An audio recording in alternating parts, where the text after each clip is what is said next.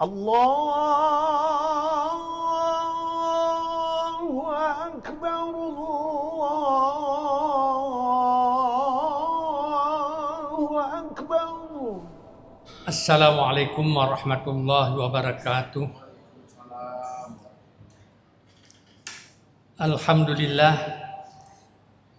Alhamdulillah rabbil alamin wa bihi nasta'in ala umuri waddin wa nashhadu an la ilaha illallah wa nashhadu anna muhammadar rasulullah.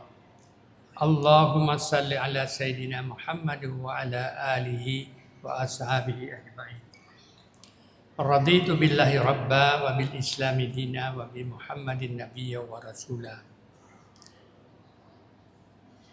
Alhamdulillah, kita masih diberikan kesempatan sejenak sambil menunggu waktu Isya.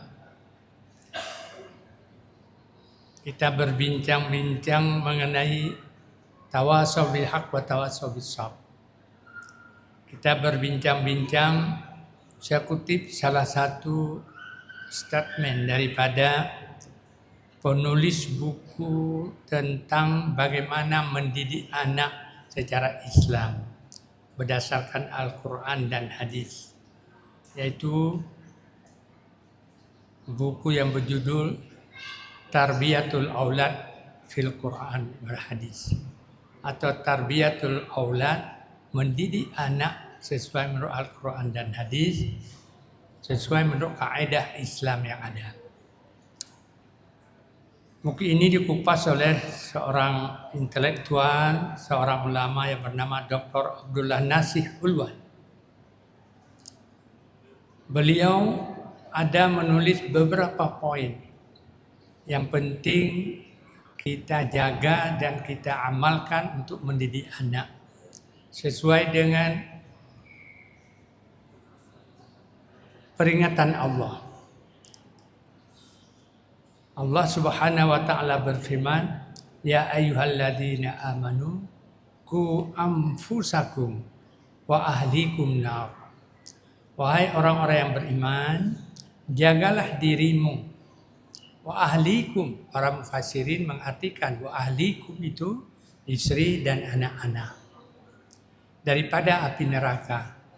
Bagaimana menjaga anak kita, menjaga istri kita, keluarga kita daripada masuk ke dalam neraka.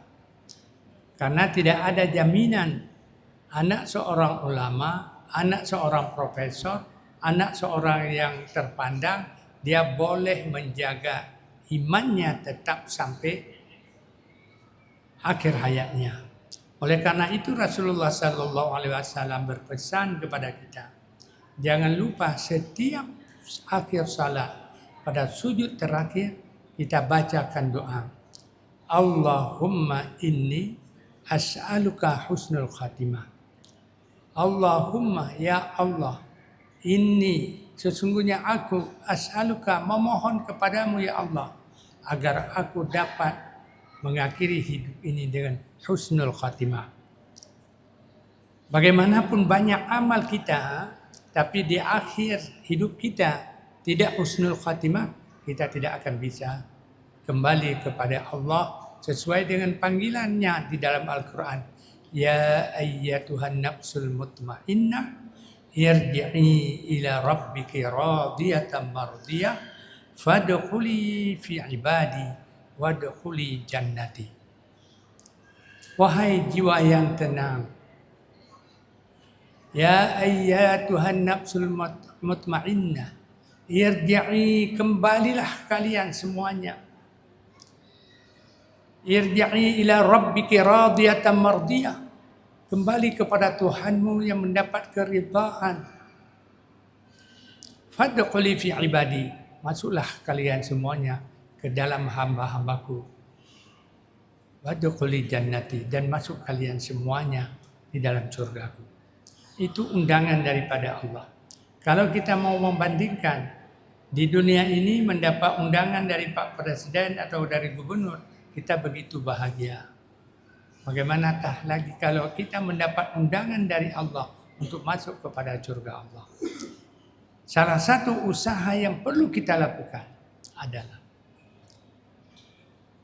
bagaimana mendidik anak-anak kita,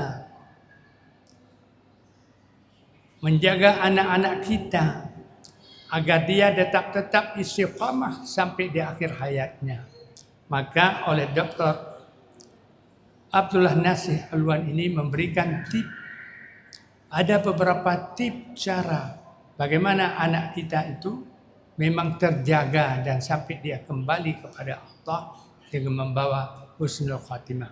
Yang pertama, bagaimana kita membiasakan mendidik anak-anak kita untuk melakukan hal-hal yang positif, yang baik. Walaupun itu kita lihat kadangkala sepele, tapi kalau itu dimulai daripada anak-anak tatkala dia usia dini, maka itu terbiasa dia sampai dia tua. Tidak sedikit kalau kita lihat anak-anak kita yang waktu sekarang dia umur 5, 7 sampai 10 tahun, sering kita ajakkan ke masjid, sering kita membawa dia kepada majelis-majelis pengajian, dan sering kita perdengarkan hal-hal yang baik, baca Al-Quran kita perdengarkan, baca selawat kita perdengarkan, zikir-zikir kita perdengarkan, bahkan kita ajak dia bersama. Walaupun dia tidak paham waktu umur dia 4-5 tahun, tetapi itu terkesan. Karena anak yang lahir itu seperti kertas putih, terserah kita. Kalau kita sering membawa, sering menghancurkan jiwa mereka, menyediakan fasilitas elektronik, HP kepada anak-anak kita, karena kita mungkin merasa susah seorang ibu menjaga ada 2-3 anak, susah, menangis sini, menangis di sana, maka diberikan HP sehingga dia boleh diam. Memang sepertinya sepele itu, nggak apa-apa, tapi itu terkesan. Itu yakinilah, kalau itu dari umur dini sudah dibiasakan itu rusak. Apatah lagi nanti waktu dia sudah teenagers, dia akan melihat apa saja yang ada di dalam handphone ataupun HP tersebut. Oleh karena itu, Dr. Abdullah Nasih Alwan itu sangat berwanti-wanti. Tidak mungkin kita bisa mendidik anak waktu dia sudah besar. Kalau dia sudah besar itu susah. Seperti rebung. Rebung kalau kita biarkan tidak dibengkok sampai dia menjadi bambu keras, dipaksakan pecah dia. Tapi kalau dia masih rebung, itu dibengkok, bagaimana kita mau bengkok sampai dia menjadi bambu? Dia akan kuat. Memang berat Bapak Ibu hadirin hadirat sekalian.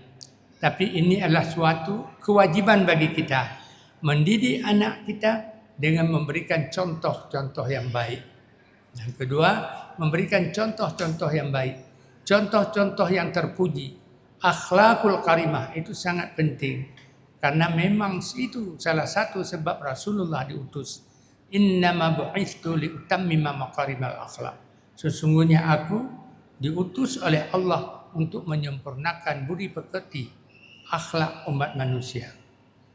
Karena akhlak budi pekerti itu yang digunakan oleh umat, digunakan oleh manusia sepanjang hari. Kalau sehari 24 jam, itu 24 jam kita gunakan akhlak. Perlu ada adab. Waktu tidur perlu adab tidur. Waktu bangun tidur juga ada doa bangun tidur. Waktu jalan juga ada doa. Waktu jumpa orang ada doa. Kita memberikan salam. Kemudian kita tak sempat melihat itu ada orang memberikan salam. Masuk WC dan seterusnya dan seterusnya. Sementara bukan tidak penting belajar fikih. Bukan tidak penting belajar syariat. Itu juga sangat penting. Tapi itu tidak dilakukan 24/7. Tidak dilakukan 24 jam. Sembahyang sehari semalam 5 kali yang wajib. Tak boleh ditambah itu. Dan tambah itu salat sunat. Salat wajib 5. Puasa juga yang wajib itu sebulan dalam 1 tahun. Haji seumur hidup kita sekali. Sementara akhlak kita itu adalah sepanjang hidup kita. bangun tidur sampai tidur lagi. Maka kalau kita mau anak-anak kita, keluarga kita sukses di dunia dan sukses di akhirat, yang pertama adalah kita sempurnakan akhlak. Tentunya dibarengi dengan akidah yang benar. Oleh karena itu disebutkan mendidik anak itu di samping dengan mengajari kebiasaan-kebiasaan yang baik, juga harus diberikan contoh. Bacaan-bacaan untuk anak-anak. Cukup banyak sekarang bacaan-bacaan dari anak. Video juga tidak salahnya. Nonton video-video untuk anak-anak. Tapi video yang mendidik. Video sejarah-sejarah Nabi. Sejarah para ulama, para syuhada. Dan itu yang diajarkan. Jangan sampai apa yang berlaku dalam anak-anak. Kalau ditanya, pahlawan-pahlawan nasional, internasional itu tahu. Tapi kalau ditanya, siapa pejuang-pejuang Islam? Siapa yang pertama menuliskan Bismillahirrahmanirrahim dalam surat? Itu juga susah karena tidak terbiasa. Nah, kalau saya membandingkan, kebetulan saya sudah 30 tahun di Australia. Bagaimana pendidikan yang diajarkan? Ini yang positif saya lihat. Banyak yang negatif. Saya ambil yang positif. Dididik oleh mereka bagi anak-anak di sekolah. Yang pertama adalah mereka disiplin. Kalau kita maksudnya disiplin itu akidah kita itu yang utama dan pertama. Bagi mereka disiplin. Sehingga mereka jujur terhadap diri sendiri. Maaf saja, di negara-negara Muslim, negara-negara mayoritas Islam banyak yang tidak disiplin. Dalam komunitas masyarakat Islam kita banyak tidak disiplin. Termasuk waktu salat kita juga banyak yang tidak disiplin. Di masjid juga banyak tidak disiplin. Coba kita lihat tetangga kita, misalnya di Thailand. Di Thailand tempat-tempat sembahyang mereka itu sandal-sandal itu teratur. Kalau kita di tempat masjid-masjid kita ada, tapi jarang yang teratur. Kalau kita masuk, sandal kita begini menghadap. Kalau di sana di tempat mereka itu begitu, itu sudah diapakan keluar. Orang keluar dari masjid, dari tempat ibadah mereka, tinggal masuk saya nggak perlu balik gitu. Itu hal-hal kecil, kebersihan. Padahal itu semuanya Islam mengajarkan. An-nidhafatu minal iman. Kebersihan sebahagian daripada iman. Kita tidak mau mengekspos yang tidak baik, tapi kita boleh melihat. Paling tidak kita paham, kita ke tanah suci. Bapak Ibu sudah sering saya melihat bagaimana suasana di Masjidil Haram, di Masjid Nabawi, di luar-luar itu. Masya Allah, kalau dibandingkan dengan Jepang. Bahkan kalau kita di sini, kita bandingkan kebersihan pasar ikan di Jepang dengan hotel kita di sini, mungkin lebih bersih pasar ikan di sana. Mereka bukan orang Islam, tapi adalah mereka disiplin dan mereka menjaga kebersihan. Maka Islam, nilai-nilai Islam sebenarnya ini dilakukan riset bukan hanya oleh orang yang bukan Islam, bukan hanya oleh orang Islam, juga oleh orang yang bukan Islam. Ada 3 mereka melakukan riset mana negara di dunia ini yang melaksanakan nilai-nilai Islam, bukan syariat Islam. Nilai-nilai Islam yang nomor 1. Dari 120 negara, termasuk OIC di sana, tidak ada satupun negara Islam yang ada pada nomor 80 ke bawah 80. 1 tapi 80 tidak ada negara-negara Islam. Tapi itu adalah negara-negara luar, New Zealand, Kanada, malah Australia dapat nomor 6. Banyak negara-negara yang bukan negara mayoritas Muslim. Negara Islam yang pertama pada nomor 80 sekian, Malaysia. Nilai Islam sekali lagi bukan syariat Islam. Kalau kita berbicara nilai Islam, nilai kebersihan, nilai kejujuran, nilai disiplin, itu adalah nilai Islam. Yang semestinya kita orang Islam memiliki itu. Semestinya kita orang Islam yang mesti jujur. Semestinya kita orang Islam harus on time kalau kita berjanji. Semestinya kita orang Islam yang nomor satu dalam segala hal. Tapi kenapa? Ini persoalan kita semuanya. Dr. Abdullah Alwan ini menyebutkan ini salahnya dalam pendidikan. Pendidikan awal. Pendidikan awal sangat menentukan. Jangan kita anggap pendidikan apa di TK ya, kalau kita di TK itu boleh diajarkan oleh siapa saja. Di negara-negara maju yang mengajar TK itu profesor-profesor. Karena mereka yang lebih tahu tentang psikologi anak. Maka kan banyak, mungkin kita bisa melihat di YouTube ada tempat termasuk di Aceh ini. Saya lihat juga YouTube di Aceh, tempat penitipan anak. Apa yang dilakukan oleh ibu guru itu? Dianiaya anak itu. Itu yang sempat direkam. Dianiaya. Karena susah mau dijaga, anak bandel sedikit, dianiaya. Padahal kita tahu dalam Islam tidak ada perbedaan.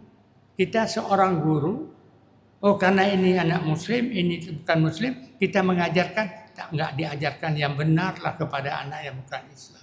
Enggak ada. Kita mengajarkan kejujuran. Oh karena ini kami di Australia ini yang punya toko ini bukan orang Islam. Kita boleh berbohong, kita boleh mencuri. Tidak boleh. Adil pun harus sama. Itu Allah menyebutkan dalam Al-Quran. Kita harus memperlakukan adil kepada siapapun. Jadi anak-anak di sana, di luar, terutama di Australia itu, anak-anak itu sudah dididik untuk adil, untuk jujur terhadap diri sendiri. Dia tidak mau berbohong terhadap diri sendiri. Karena apa? Karena diberikan contoh oleh orang tua, diberikan contoh oleh orang guru. Kita di sini maaf saja, guru yang paling sedikit gaji guru. Bahkan ada menteri mengatakan kalau guru jangan mengharapkan gaji banyak. Semestinya bukan begitu. Justru seorang menteri, seorang pemimpin mengencourage, memotivasi gaji guru harus lebih. Saya tahu 80-an sudah berkeok seluruh Aceh dulu. Waktu itu kami masih muda-muda pulang dari Jakarta buat tim sawah gampong. Setiap gampong, setiap kabupaten kami datang. Ini perlu dipikir ulang. Bagaimana kita di kampung-kampung ada kecil, ada Tengku Menasah. Waktu itu, sekarang alhamdulillah sudah ada kemajuan sedikit. Itu Tengku Menasah tidak ada gaji sama sekali. Pada Tengku Menasah itu dia 5 kali sehari mengimami salat. Kalau ada orang meninggal, dia tidak boleh mengatakan, oh saya ada kerja, enggak boleh. Begitu ada orang meninggal, dia tinggalkan apapun pekerjaan, datang mengurus itu. Tapi itu tidak ada penghargaan. Dan tidak digaji yang sesuai. Yang sesungguhnya, itu adalah kerja di masjid, di musala atau di surau. Lebih dari itu mengajar anak-anak. Dianggap itu, kenapa profesor kita bisa gaji lebih banyak? Kenapa yang mengajarkan abatasa, ikra itu tidak bisa mengajarkan lebih banyak? Padahal disitulah terbentuk anak-anak secara permulaan. Kalau permulaan anak itu sudah dibentuk dengan baik, dari umur kecil dia, maka sekarang alhamdulillah kalau saya bandingkan dengan dulu, alhamdulillah banyak sekarang anak-anak kita yang sudah hafal Al-Quran. Tapi jangan merasa berpuas hati di situ dulu. Kita terus tidak hanya menghafal, tapi terus nanti tadabbur Al-Quran. Terus nanti bisa menafsirkan Al-Quran. Terus nanti bisa mengamalkan Al-Quran. Karena banyak ilmu itu lebih baik daripada banyak amal. Karena banyak amal belum tentu sesuai dengan ilmu. Boleh saja itu amal mardudatun la tuqbalu. Tidak diterima karena tidak sesuai dengan syariat. Kita menganggap ini kita sehat, salatlah banyak-banyak. Salat zuhurnya sampai 12 rakaat, enggak boleh. Itu harus sesuai kaidah, sesuai hukum. Oleh karena demikian, sangat-sangat penting kita prioritaskan untuk pendidikan awal atau pendidikan pertama dan utama, ilmu mengenal Allah. Kita kan di Aceh kan ada kitab Masailul Muqtadin dulu. Di kampung-kampung kan ada. Biasanya kita tamat baca Al-Quran, kita dibaca oleh guru kita, oleh ustaz-ustaz di kampung, kitab Masailul Muqtadin. Soal jika ditanya orang kita dan seterusnya. Di situ disebutkan antara lain awwaluddin ma'rifatullah. Awal-awal agama adalah mengenal Allah Subhanahu wa taala. Bagaimana kita mengenal Allah? Dulu waktu zaman PKI di sini, zaman PKI di Aceh, mungkin kita masih ingat kalau bapak-bapak yang sebaya dengan saya, itu ada Taib Adami namanya waktu itu. Itu sampai dia mau dieksekusi mati, apa yang dia minta? Minta bendera PKI itu, palu arit itu dipegang. Dia tetap, kalau bahasa itu ya, kalau yang baik kan istiqamah. Dia istiqamah tapi bukan yang benar. Dia tetap itu. Yang kita mau adalah kita istiqamah dalam Islam. Persoalan akidah tidak ada tendang aling-aling. Itu harus kita pertahankan sampai kita mati. Dan tidak akan bisa itu tanpa diajarkan dari awal. Kita paham semua. Setiap ada orang meninggal, guru-guru kita membacakan hadis yang sangat populer itu. Idza mata ibnu Adam inqata amaluhu illa min thalathin. Bila meninggal seseorang manusia, inqata amaluhu, terputuslah segala amal illa min thalathin, terkecuali 3 hal. Apa itu? Yang pertama sedekah jariyah, sedekah jariyah. Wakaf. Para ulama mengartikan sedekah jariyah itu wakaf yang mengalir, jariyah itu mengalir. Sedekah jariyah, sedekah yang mengalir bagaimana? Walaupun kita meninggal, tapi pahalanya akan mengalir terus. Sampai kita menghadap Allah, itu mengalir terus. Dan ini semangat untuk berdonasi. Semangat untuk berinfak. Semangat untuk berwakaf. Ini perlu kita tumbuhkan kembali. Karena kita sudah tercatat. Dulu yang kita nikmati sekarang kalau pergi ke haji, kan ada wakaf Habib Buga kan.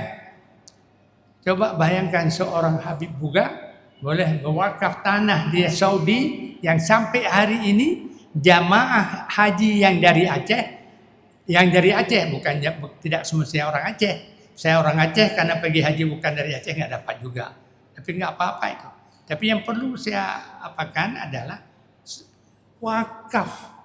Betapa banyak wakaf manfaatnya bagi umat. Sampai sekarang dan seterusnya jamaah haji saya dengar tahun ini akan ditingkatkan lagi dari jumlah yang biasa.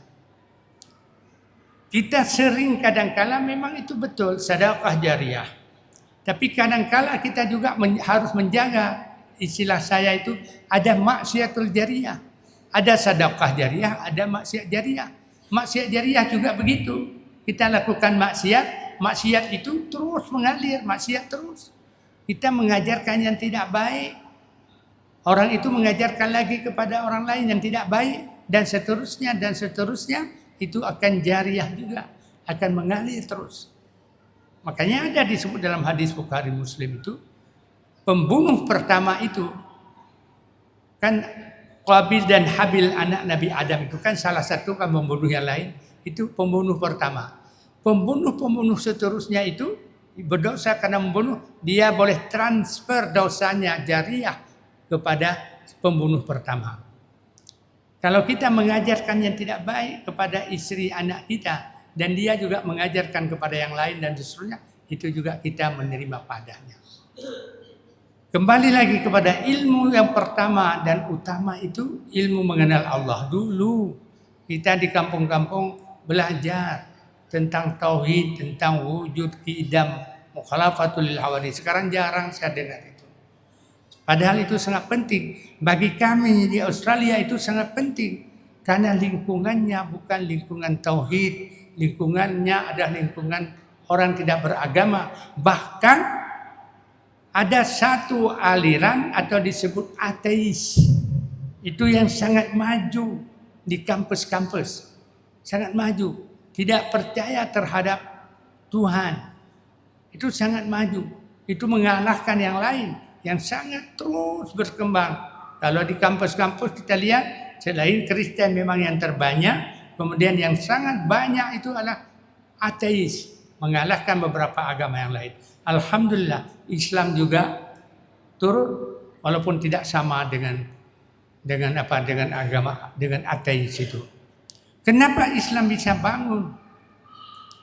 Kenapa Islam boleh bangun, boleh maju, boleh bertambah? Saya ditanyakan tadi, waktu saya diwawancara oleh TV itu ditanyakan tadi, kenapa di negara-negara Barat itu Islam bisa maju? Apakah banyak pendakwah di sana? Tidak. Ustadz kita kalau dilihat Muslim kalau di Australia hanya 3,5%. Lebih bagus London. Kalau London ada 15% Muslim sekarang. Maka di London sekarang ada, kalau kita ada gubernur itu orang Muslim. Bahkan di New York sekarang azan di masjid sudah boleh keluar. Kita di Australia belum boleh. Jadi kalau ada masjid, kalau disebut masjid di Australia jangan dibayangkan seperti masjid kita ini, kecil-kecil. Ini baru-baru ini di Amerika udah dibeli oleh masyarakat Aceh. Sebuah gereja kecil dijadikan untuk tempat ibadah. Enggak besar, kecil. Tapi bagaimanapun kita apresiasi. Ada orang kita juga, masyarakat Muslim, masyarakat Aceh tetap bisa mendapatkan itu. Tapi saya katakan juga kepada teman-teman, kita jangan berpuas hati di situ. Kenapa? Perlu juga kita persiapkan siapa yang mengisi tempat itu. Siapa yang dididik dan dia ada kaderisasi. Kita tidak mau terjadi di tempat seperti di Australia, apalagi kita di Aceh ini, terjadi seperti apa yang telah terjadi di Spanyol. 700 tahun Islam berkembang di situ, kemudian sekarang sapan-sapa. Saya waktu naik taksi ke Cordova, ke masjid itu. Saya ngomong-ngomong dengan supir taksi. Saya tanya tentang Islam, dia tidak tahu. Belum lagi kita tanya sejarah dulu bagaimana Islam. Kalau kita masuk di Masjid Cordova, di situ ada salah satu dinding yang dulu itu mihrab macam ini. Hanya dinding aja itu ditulis asyhadu an la ilaha illallah asyhadu anna muhammadar. Sementara sudut-sudut yang lain patung-patung dibuat. Itu memang tidak lagi masjid, sudah dirubah menjadi museum. Bahkan saya secara pribadi pernah dilarang untuk masuk karena saya pakai peci. Dia bilang kamu nggak boleh pakai peci, kita harus hormati. Terkecuali priest. Kalau kita ustaz mereka. Saya bilang saya ustaz juga, tapi orang Muslim nggak boleh pakai ini, harus buka. Lepas saya pegang. Rombongan Malaysia masuk situ diikuti. Karena pernah terjadi begini, kenapa itu diikuti terus oleh security? Orang Malaysia itu kan lebih semangat gitu kan. Begitu sampai ke tempat bekas kiblat, mereka sembahyang di situ. Itu nggak boleh, dilarang. Padahal tempat itu adalah tempat masjid kita dulu. Karena masjid itu nggak ada nationality. Semua orang Islam itu milik kita. Makanya Endorgan waktu terjadi pembunuhan di Myanmar waktu itu, Endorgan mengirim bala tentara bantuan ke sana, kan diprotes. Apa Endorgan katakan waktu itu? Di mana ada suara azan itu adalah orang saya. Dia tidak peduli dengan nationality. Di mana ada suara azan itu oleh orang saya yang kita harus bantu. Jadi rasa keislaman ini harus ditanamkan sejak dia kecil. Sekarang kalau kata Dr. Abdullah Nasir Ulwan itu, ini zamannya kan zaman sekarang kita haji kan. Makanya salah satu key untuk mendidik anak itu disebutkan di situ, pelajari bagaimana Nabi Ibrahim mendidik anaknya. Walaupun Nabi Ibrahim dapat wahyu dari Allah untuk menyembelih anaknya, tapi Nabi Ibrahim tidak mengatakan, "Hei Ismail, datang sini. Saya diperintahkan oleh Allah dalam mimpi untuk menyembelih kamu." Tidak disebutkan begitu. Justru Nabi Ibrahim memberi cos. Ibrahim, saya diperintahkan oleh Allah begini. Bagaimana pandangan kamu? diberikan untuk berpikir. Pastilah Nabi Ibrahim, wahai abadi, lakukan apa yang diperintahkan Allah Subhanahu wa taala. Ini dua sosok pengorbanan dari seorang ayah dan juga pengorbanan dari seorang anak. Ini semangat itu yang harus ditanamkan dari kecil kepada anak-anak kita. Dan juga terakhir adalah kita harus adil kepada anak. Dalam mendidik anak itu harus adil. Bagaimana adil? Adil yang pertama, anak-anak kita itu ada membuat salah, ada yang membuat apa yang kita mau. Tatkala dia membuat sesuai dengan keinginan kita, sesuai dengan apa harapan umat, maka kita berikan apresiasi, penghargaan. Istilahnya reward and punishment harus seimbang. Jangan seperti sebahagian guru-guru kalau ada anak nakal cepat dikasihkan denda. Tapi tak kala anak pintar itu tidak dikasihkan penghargaan. Tidak dikasih. Kalau begitu masuk kelas ada yang ribut, itu yang disalahkan betul. Iya betul dia salah. Tapi yang tidak ribut itu kenapa tidak diapresiasi? Oh sudut sana itu baik itu. Kenapa enggak diapresiasi ke sana? Jadi tidak balance, tidak adil bagi kita. Makanya pantas kadang-kala bagi anak-anak itu dia merasa tidak adil, maka dia membuat tingkah. Maka psikologi, pendidikan, psikologi itu sangat penting dalam mendidik anak. Maka saya sebutkan di negara-negara maju yang menjadi guru-guru di taman kanak-kanak itu bukan sarjana, master, bukan PhD, profesor yang sudah tahu watak daripada anak-anak itu. Sehingga anak-anak itu bisa dibentuk bagaimana semestinya. Bagi kita Islam sebenarnya sudah ada kunci itu semuanya. Kita lihat misalnya dalam surat Luqman. Bagaimana Luqman mendidik anaknya. Apa yang pertama dididik? Tentang ketuhanan. Tentang bagaimana beribadah kepada Allah. Kemudian baru diajarkan bagaimana salat. Karena salat juga itu di dalam sebuah hadis qudsi disebutkan awwalu ma yuhasabu fi yaumil qiyamah as-salah. Salat dan salat. Jadi di tempat saya itu ada juga teman-teman setelah masuk Islam. Ini sebulan saya sebelum pulang ini ada orang Prancis, dia masuk Islam. Alhamdulillah saya sebutkan, kamu bukan masuk Islam, kamu kembali kepada Islam. Kenapa? Karena kamu sebenarnya sudah Islam. Dalam ajaran Islam kita yakini disebutkan oleh Rasulullah Muhammad sallallahu alaihi wasallam, kullu mauludin yuladu ala fitrah. Setiap anak itu lahir fitrah. Fa abawahu yuhawidani au yunassirani au yumajisani. Tidak disebutkan ku Islami. Lingkungan orang tua yang membuat dia Yahudi, Nasara dan Majusi. Artinya apa? Kamu dulu waktu sebelum datang ke tempat kami ini kamu sudah Islam waktu lahir. Sekarang umur kamu sudah 25, kamu ingin mengucapkan syahadah, berarti kamu kembali kepada Islam. Bagi sebahagian orang kita juga begitu tahu, ini true story. Udah tahu, datang ke masjid salat, dikata, kamu orang bule kok salat sih? Oh, saya sudah masuk Islam, sudah sunat belum? Itu kalimat pertama. Tidak semuanya orang itu suka kepada sunat. Memang sekarang sebahagian karena orang Yahudi juga sunat untuk kesehatan dan seterusnya. Bagi mereka bukan karena sunnah seperti kita. Tapi ada sebahagian takut dia. Kalau takut itu yang kita tanyakan kepada dia. Sudah puasa enggak? Sudah sembahyang 5 kali sehari enggak? Jangan begitu dong.